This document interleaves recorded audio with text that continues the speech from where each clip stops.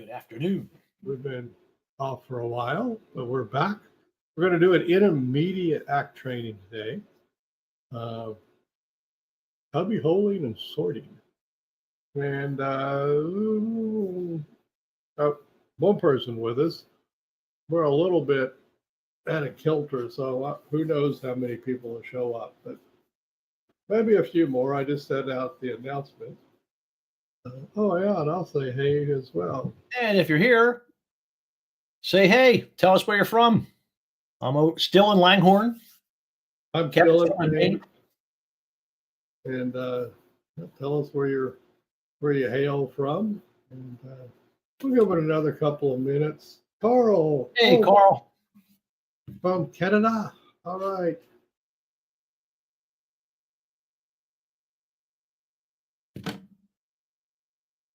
And we will give it another couple of minutes. See you folks. Because we rescheduled this one from Friday. We had a Yes, and I sent an email out to everybody who had registered, letting you know that we shifted to today. And then we got another email went out about a advanced philosophical training that's coming up on Friday. Very philosophical. Hedonism. Yes. Getting off the hedonism. Treadmill. Getting off the hedonistic treadmill. So that'll be Friday. Yeah, this one will be simpler. Yep. Well, there's somebody else that's showing up. Well, Aaron, hello, Aaron. Aaron can check in. Yeah. Say hey.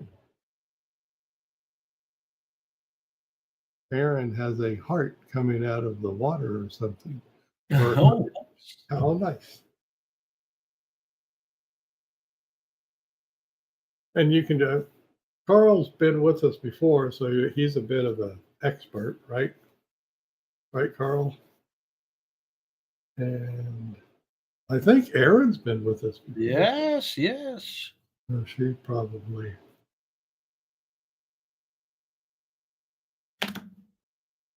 Nova Scotia. Sort of still learning RFT. Forget about it. Don't worry about it. Yeah, really. I'm supposed to know RFT. Yep, I don't know RFT. Stuff happens. And truth be told, you only need to know a tiny bit of it for application. So, unless you want to do research and stuff in it, precious few souls do. Other than that, just know the practicalities of it for,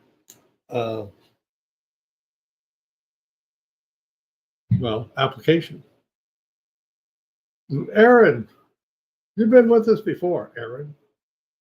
Are you an expert? You're an act matrix expert? Sometimes these experts show up. See? True. No, all kinds of stuff. Well, it'll be the two of them. That'll be perfect. Yep. As we two's good enough. Just go with what you know, and it will click over time. Carl. She's one. Oh, she is an expert. Okay. She is. That Erin has put it succinctly. Oh wow, there we go. So what are we doing here? Well, cubby-holing. Where does cubby-holing come from? It comes out of the book. What? Comes out of the book. Okay. Out of the book. It does. It came out of the book. There's. I got it right here. Oh, you do? There you go. Comes out of this book. Get out of your mind and into your life. And one of the. I am an expert learner and noticed. Oh, Aaron's, yeah, she's okay. Good. And in that, we're preparing a 1 hour APA training recorded on demand thing. And lo and behold, one of the mindfulness exercises is cubby-holing. Well, that is very similar to what we call, well, sorting, which then leads to verbal aikido. So that's what we do. So, but for the mindfulness exercise, the cubby-holing was you identify a thought as a thought, Yeah. feeling as a feeling, A sensation, an sensation. urge. Right. So as these things show up, you identify them, and it's as if you have a cubby hole to stick them in. So there's my thought cubby hole, there's my feelings cubby hole, there's my sensations cubby hole. And so that was a mindfulness exercise, which in ACT, there's three big components of ACT. One component, it's processes, which is showing up to the present moment is one of them.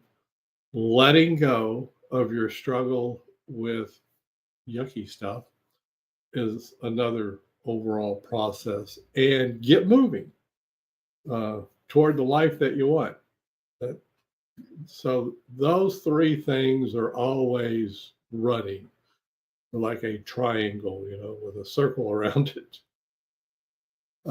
And in this particular one, so cubby-holing would be a mindfulness exercise. There you go. Well, which is, drum roll, showing up to the present moment. Ta-da. So that's getting there.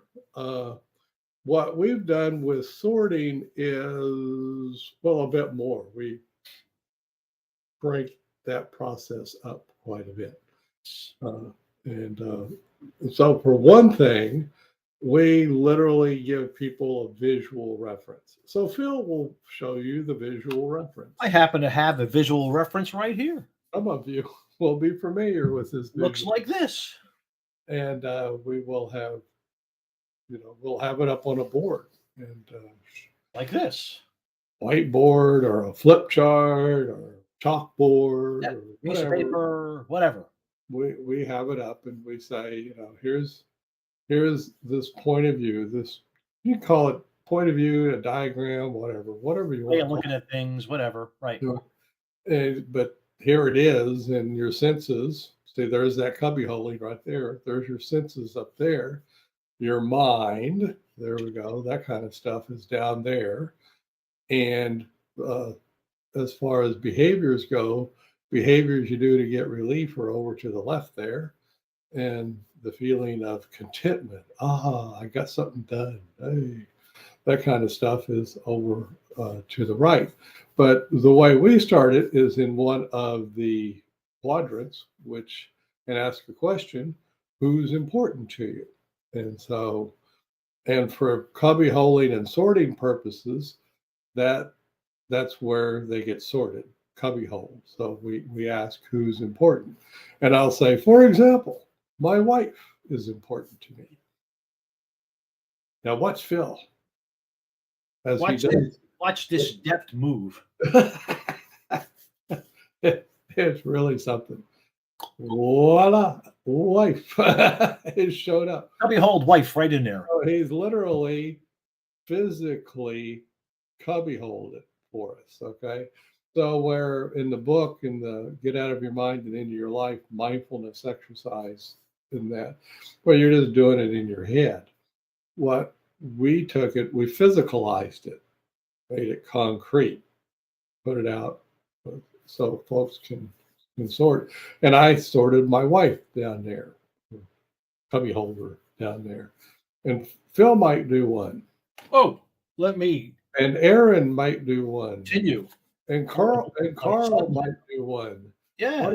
What do you say, folks? You interested? Dog. Okay. I love dogs. I don't see Erin anymore. I think she disappeared. Oh. Maybe she stepped away. Must have stepped away. Yep, definitely. I don't see her. Yep, stepped away. Too bad. Okay. Happens, but we have dogs. So yes, dogs, all kinds of important stuff. And once again, folks, just so you know, ACT writ large is non-judgmental. So whatever people say, we write it down. It goes right in there. Doesn't matter. So, and you can say, but what if they said trees?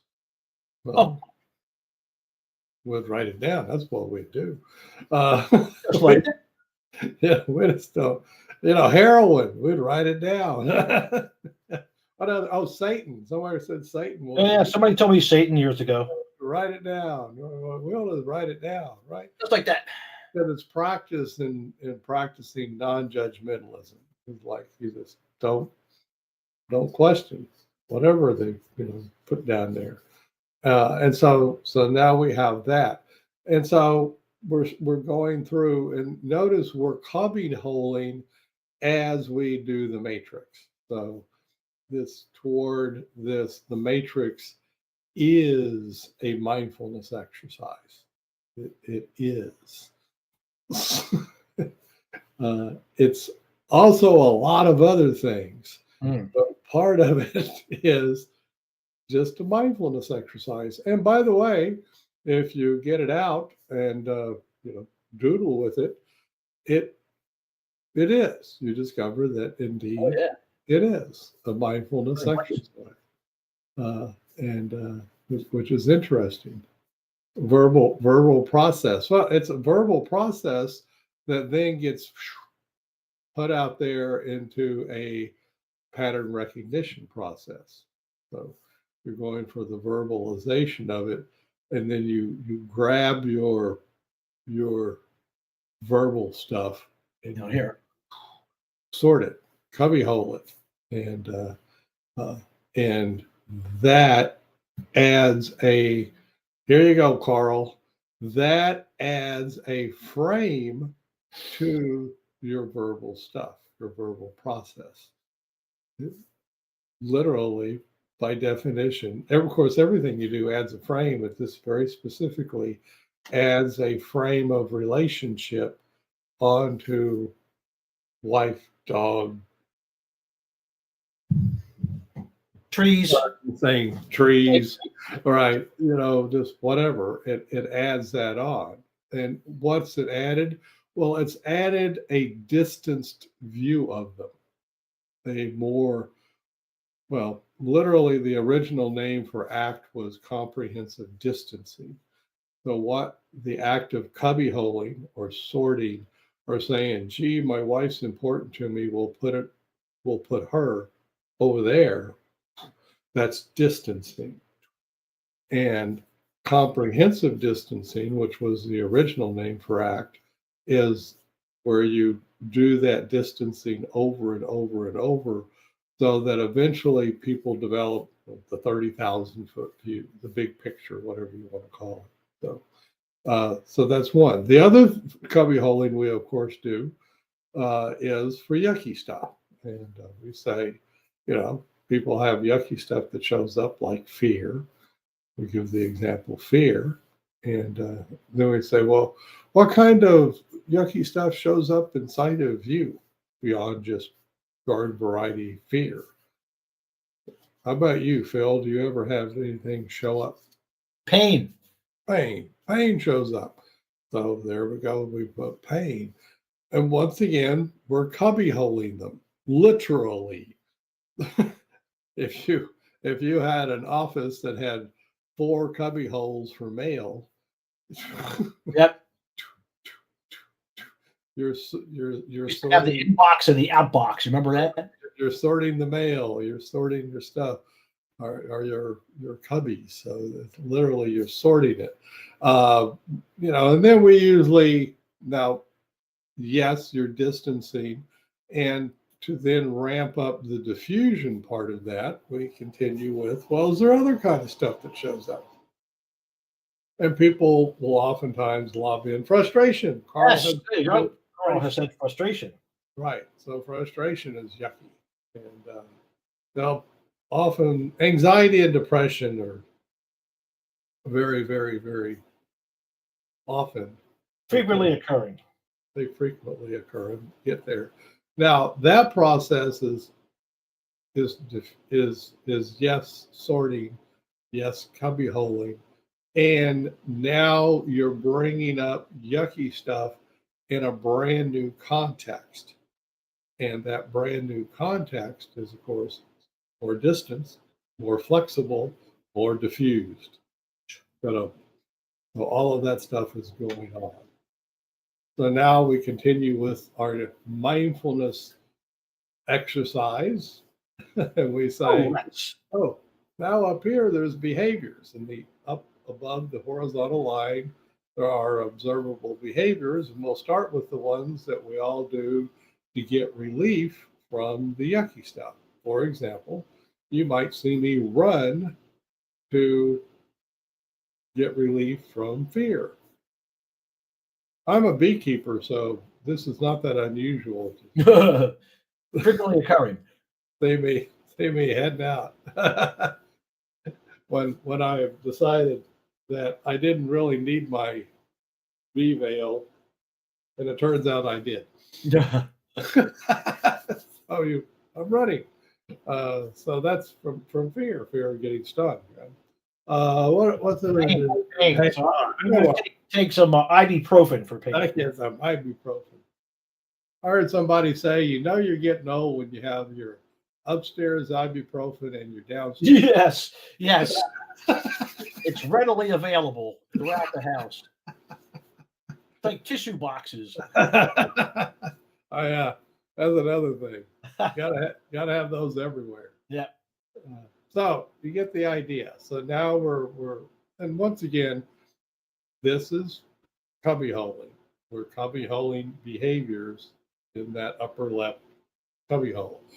That is also sorting, of course, and that is diffusing, because you're diffusing that process of stuff showing up, and you do things to get relief.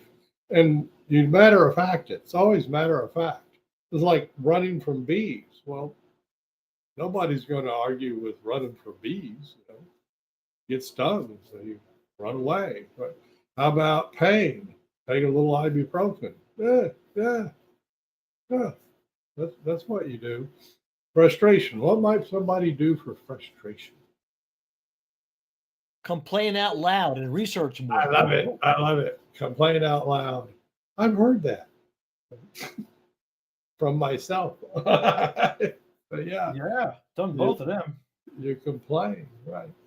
So, and now we're matter-of-factly sorting, cubby-holing that relief behaviors, and it's basically those go in the upper left, and then finally we finish up in the upper right, and these are approach behaviors, stuff that you do to get contentment from interacting with who and what's important to you. So, for my wife, I go talk to her. There you go. For my son, it's observable. And for your son, he's going to write something down. I'm going to play some disc golf with my son. Play disc golf with the son. There you go. With the dog, I don't know, play fetch. I say that because my dog had me playing fetch earlier today.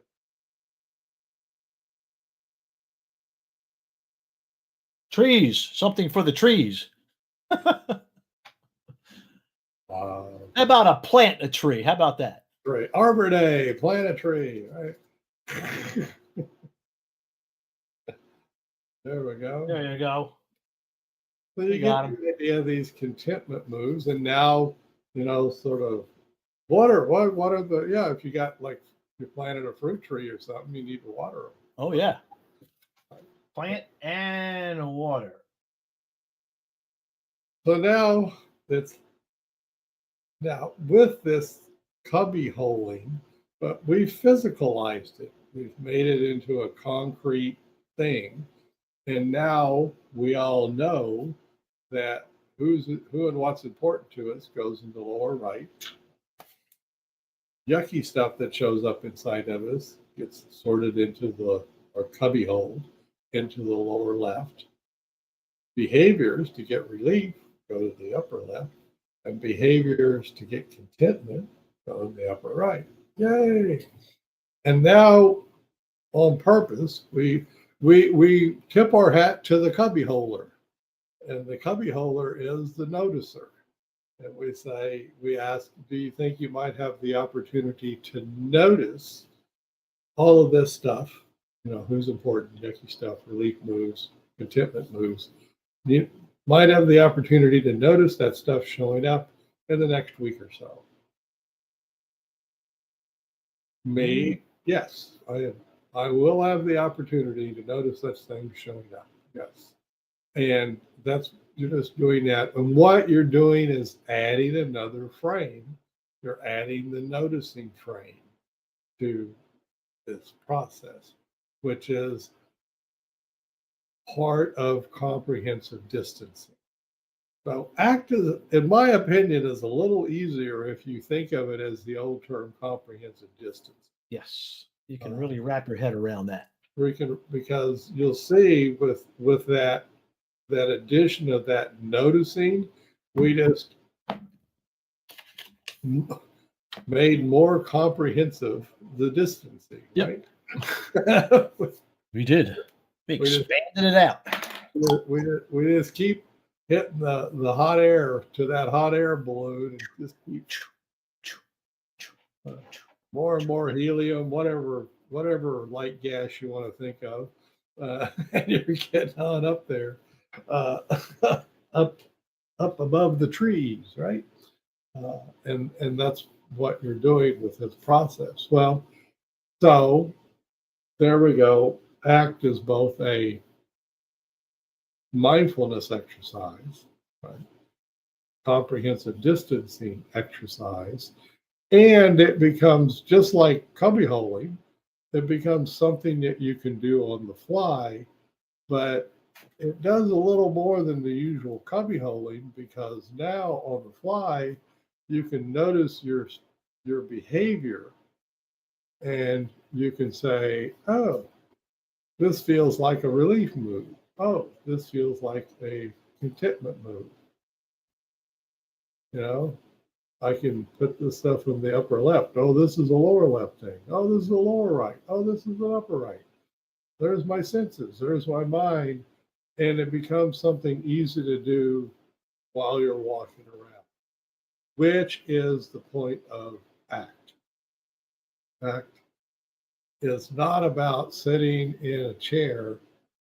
And don't get me wrong, it's okay to sit in a chair and meditate or do mindfulness. Oh, yeah. Go ahead. But go for it. ACT does stand for action, and it's really more talking about walking mindfulness, mindful behaving through life.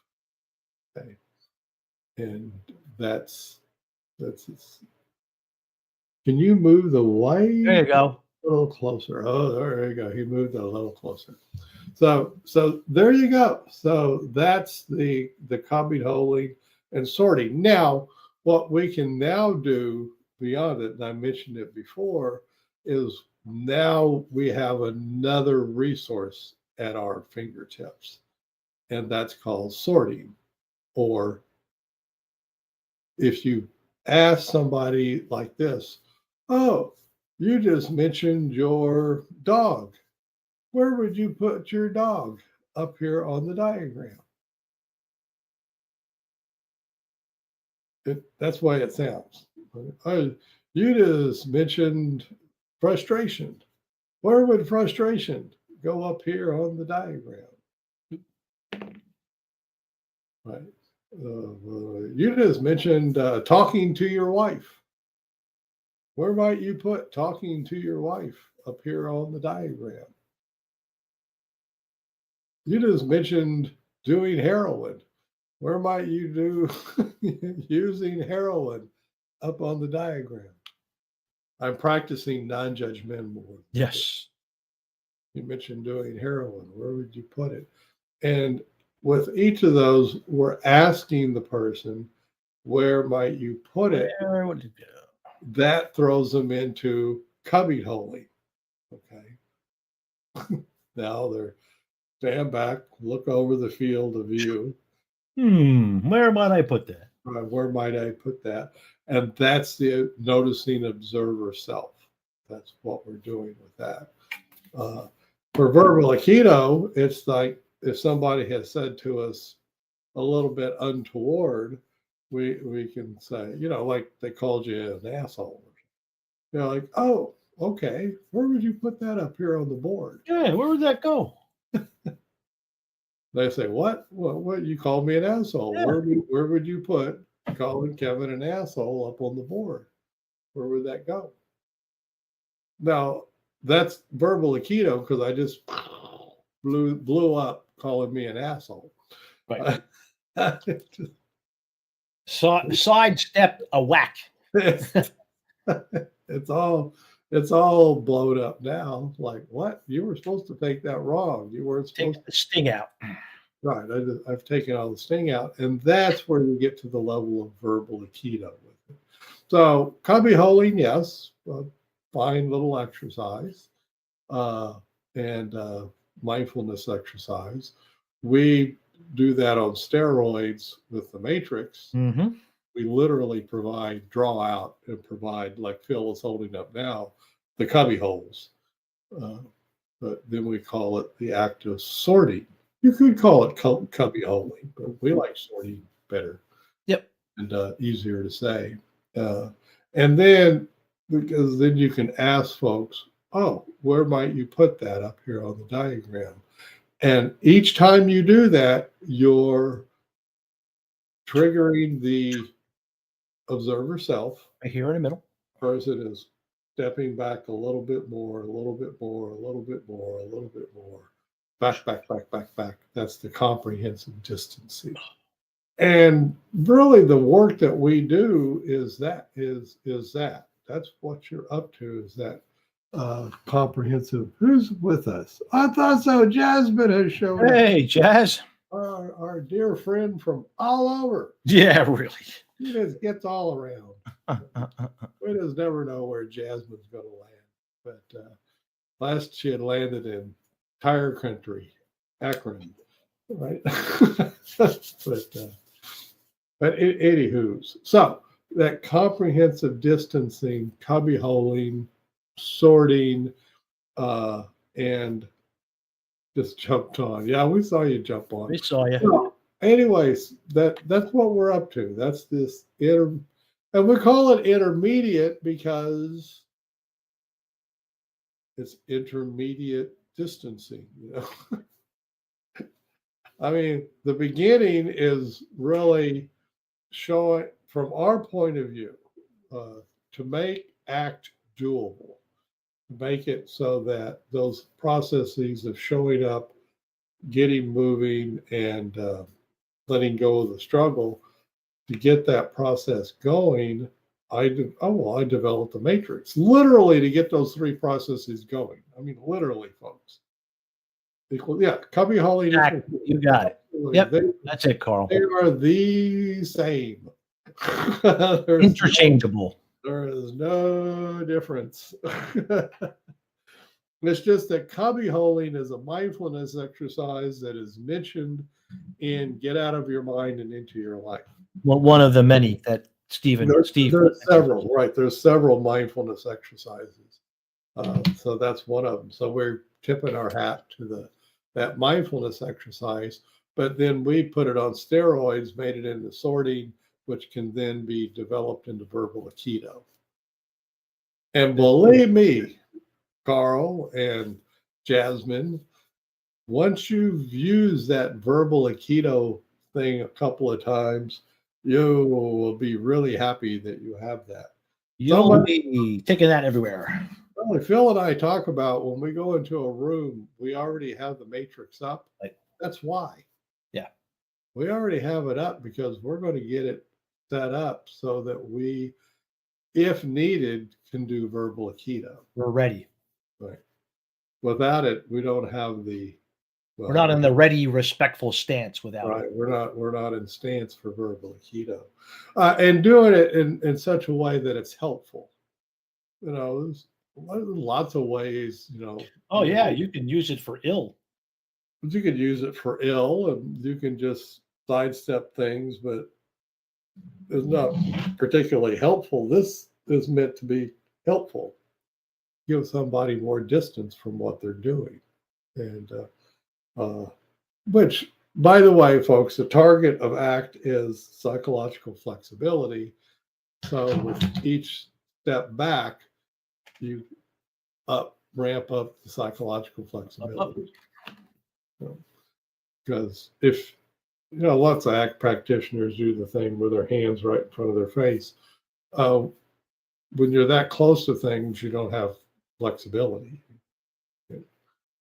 So you need to back up and get some distance, and then you develop the psychological flexibility. So that's what it is: cubby-holing and sorting.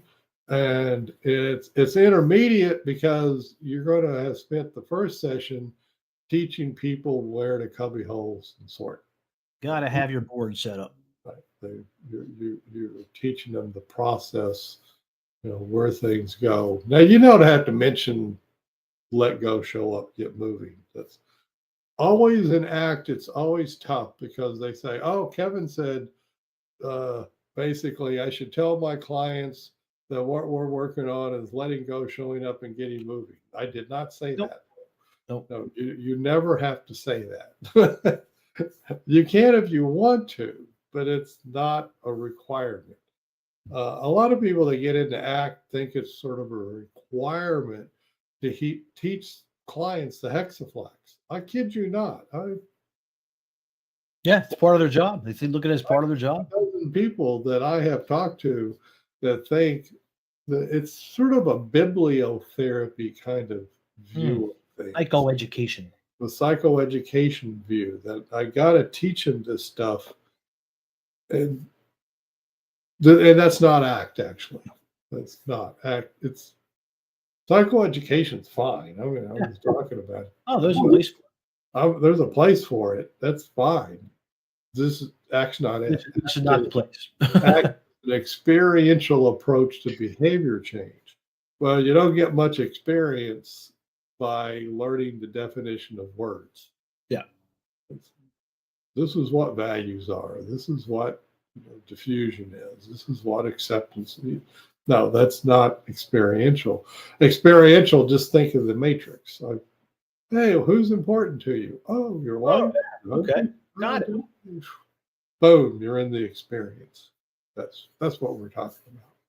So you can see, we're in developing, and I spent 17,000 friggin' hours developing the matrix. There's a lot of stuff built in. So it has mindfulness built into it. So I didn't have to do it anymore. Remember, it was originally the psychological flexibility warm-up. Oh, one of my all-time favorites. And that was a mindfulness exercise. Oh, yes. Which includes the pen. You experience the pen 3 or 5 senses, and then you put the pen away and you notice it in your mind, right? And that noticing of the difference is a mindfulness exercise in and of itself. We sort of drop that because we want to get at the cubby-holing. We want to get at the sorting. Bill and I want to get at the sorting fast. Right. So just so you know, past this is intermediate. So past this, then it's the process of letting people tell a story, but not telling the story in such a way that they get more stuck. Yep. And that's it. So RFT, Carl, you're still with us. So RFT, relational frame theory. You're adding frames. You're constantly adding frames, constantly. So when you retell an old story you have, that's practice. So it's a practice frame. But whatever context, whatever room you're in, and you're retelling the story, well, those are frames added to the story. Whoever you're with, if you're with a new person and you're telling the story to this new person, well, that new person is a new frame. The Phil frame, the Kevin frame, the Jasmine frame, whoever's there.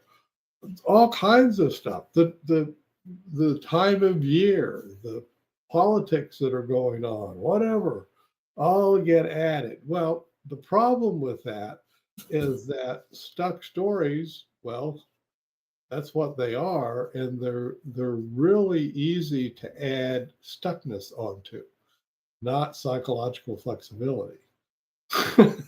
And so the trick is to enact is getting to where folks can tell their story some, and this is another reason why we use the matrix. We just have them tell their story into the matrix. What we do, and that adds the flexible frame. Listen and add.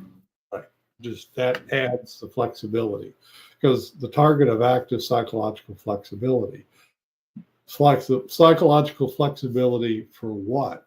For your life story. Yeah. That's what it's for, your life story. And so, does your story have to stay the same? Or can your story change? Well, according to RFT, it can change. Yeah. Right. You're not stuck.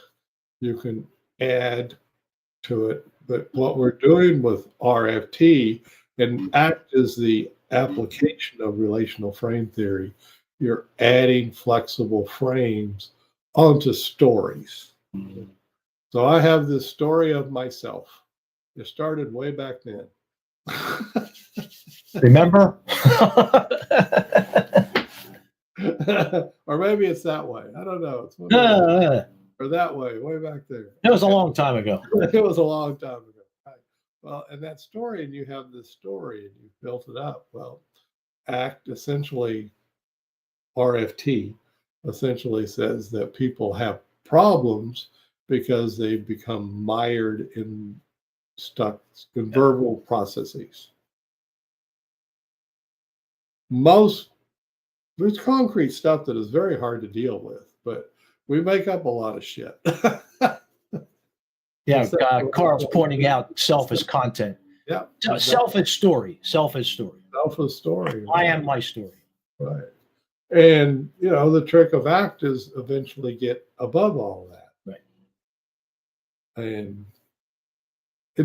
But in a scientific sense, okay? And what do you mean by science? Well, I mean, you're literally giving thought to how you're adding flexibility to the story. And you're keeping it grounded in relational frame theory, which is adding flexible frames. So you're not making up crazy stuff like a cult thing or something. Adding, no. You're not adding fantasy to the story. You're not adding. No. You're adding stuff. But so that's the trick of it. Is then after you get this stuff in place, well, it needs, if it's going to be effective, it needs to get into your story. It needs to flex up your story. Yeah. Like, oh, I can behave differently. Yeah. Wow. What a concept, I can, and here we go into the cognitive stuff. You can think differently too. Yep. Yeah, sure. Yep. You can have more flexible thinking. There's no doubt about it. So now from a behavioral point of view, thinking is a behavior. So yeah. All behavior. It's all behavior. So, but you can do that. How I have and either accept or struggle with feelings, I can change. I can literally do it differently, starting now and into the future. Yeah. So that's what you're doing. So it does require that this stuff leaks into the person's story. And that's advanced. That's where you're. That takes some practice, folks. That's the practice. That takes some practice. That's when you're doing more with folks. But now, with that said, you can still go show this to any community group, anything, and some people will get a hold of it and add flexibility. So this nothing but drawing a self-portrait of yourself. Usually do. It's a behavioral self-portrait. Put it out there. There you are. You And looking at you. almost universally, when you show this to people, they'll say cool or like Yeah. it. Wow, Yeah. that's useful. That's really something. That's how interesting. Well, they're looking at themselves. So, of course, you're always interesting to yourself. Uh, by the way, that's adding a flexible frame. Right. So we've added that. So it got a lot of stuff built in there. So that's what you're up to. Okay, you walk in a room. Dang, I forgot. What's my job? Oh, yeah. Right. Psychological flexibility. Got it. How do I go about that? Oh, I think I'll use the matrix today. Yeah. Why? Because it's easy. That's why. And so now, obviously, there's a million ways to add psychological flexibility. I mean, Absolutely. we are not in a moment. We haven't cornered the market on flexibility. No. But is this a way to go about doing it in a structured way? Yeah. Structured, simple, sustainable way. Exactly. So that's why we keep hauling it up, because it's simple and sustainable. And it just works almost every time. Yep. It's like, it just does. It just adds flexibility. And it's a lot of fun to do. So back to it, your job is increasing psychological flexibility. What that means from an RFT point of view, Carl, is you're adding flexible frames. Well, a frame is who you're with, what environment you're in, what diagram is in, right? What chair you're sitting in, all kinds of stuff become part of the frame. And so you're adding flexibility instead of, oh, you poor thing, tell me your story again. That from an RFT point of view, folks, that's dangerous.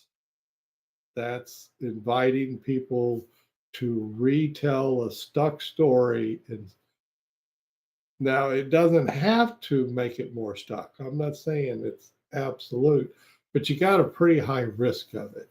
Yeah. Yeah. You've created opportunities for more stuckness to show up. Yeah, it's tough.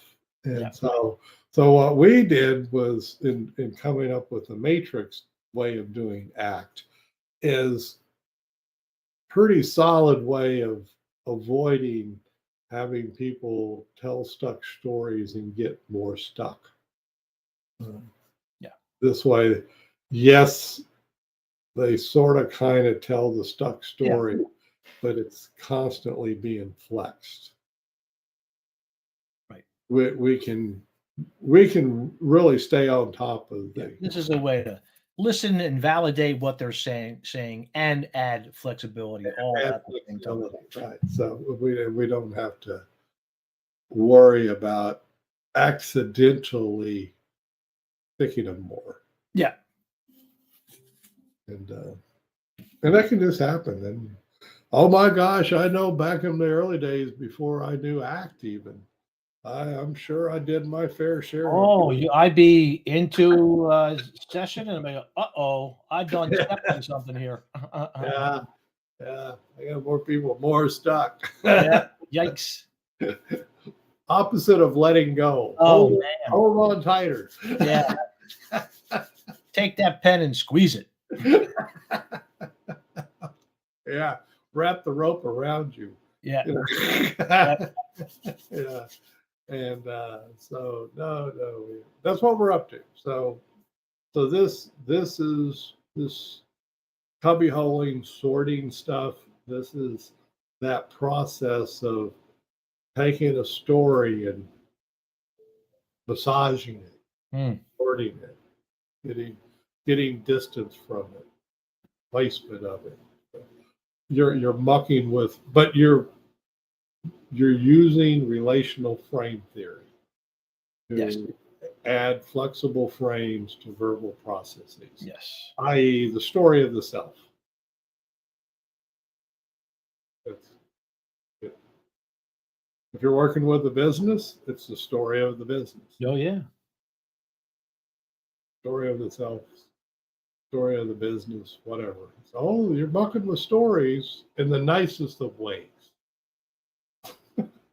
Benevolent mucking, as we Benevolent looking, right? right. That's what we're up to. We are going to come back on Friday Yes, and go philosophical. we are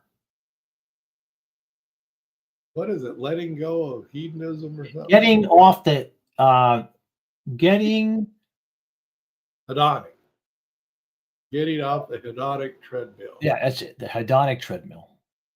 It's philosophy stuff. We usually do Friday philosophy, so Friday's highfalutin. we'll highfalutin. That's good. Highfalutin as we can get. Oh well. But anyway, I hope you enjoyed it. Yeah, Please sign up for our courses. yeah. Below. Check it out. Check it out. Check out our courses. We're going to be adding more, and share all this stuff with people. Yeah. If you know somebody who needs training and needs, they say, "Gee, I'd like to learn ACT." Hey, send them Hey, on. you know someone who does that. We'll teach them. Really simply. Every little bit helps. In the meantime, everybody have a great first day of summer. Yes. There we go. Summer begins in the northern hemisphere. I have a stinking suspicion that winter begins in the southern hemisphere. Yeah. So Yeah, that is implied, isn't it? yes, yes, it is. Anyway, y'all take it easy. Yeah. We'll see you on Friday. Friday. Bye bye now. Bye. Take care.